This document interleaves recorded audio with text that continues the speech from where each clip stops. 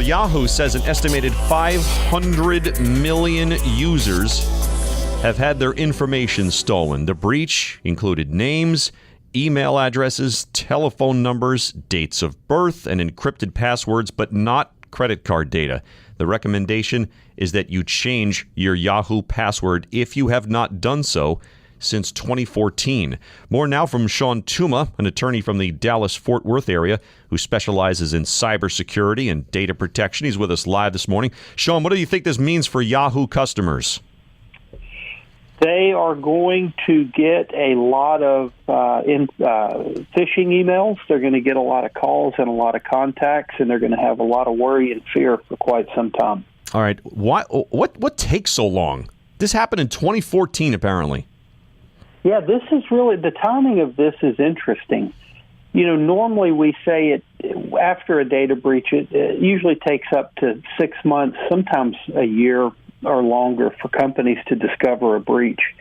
But to put this in perspective, this happened around the same time that the Sony breach happened when their company was shut down.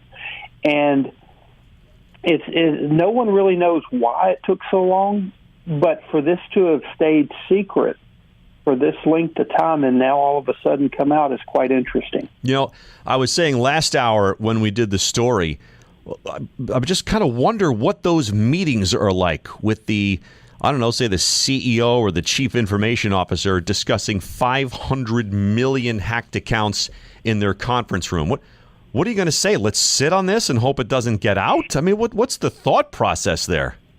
Well, part of it is, Gordon, is maybe they did not know until more recently.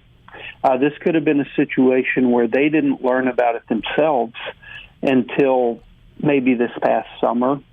And then, they would then notify law enforcement. But another part is law enforcement will often ask companies not to disclose information while they're conducting an investigation.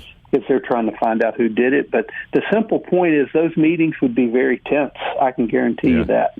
But this isn't the first time we've seen these delays, like, MySpace, right? That happened. That was a couple of years before we learned of it, or before they learned of it, perhaps. Yeah, a lot of times they don't even know that they've had a breach until much, much later. Man. So is this your experience? Somebody said this to me one time, and I always bring it up because it's a fascinating statement.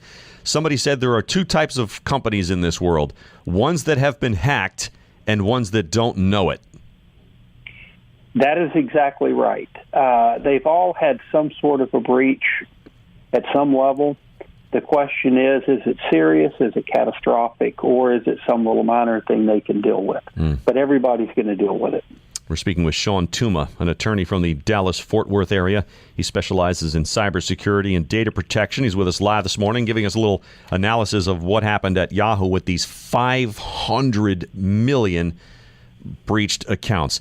So this is one of those things, Shawn, right? Let's say I'm a Yahoo customer. I got a nice 20-character password that involves capital letters, numbers, the percent sign, the dollar sign, all that other stuff, and none of that mattered. None of it mattered because those passwords are stored in a database so that they can be matched whenever you input your own password. And that database is what has been stolen. Now, the passwords, at least most of them, they say were encrypted. The problem is sometimes those encryption algorithms can be broken as well. So this is why you are never supposed to use the same password on multiple sites. Yeah. So what do we do now? How do we protect ourselves now?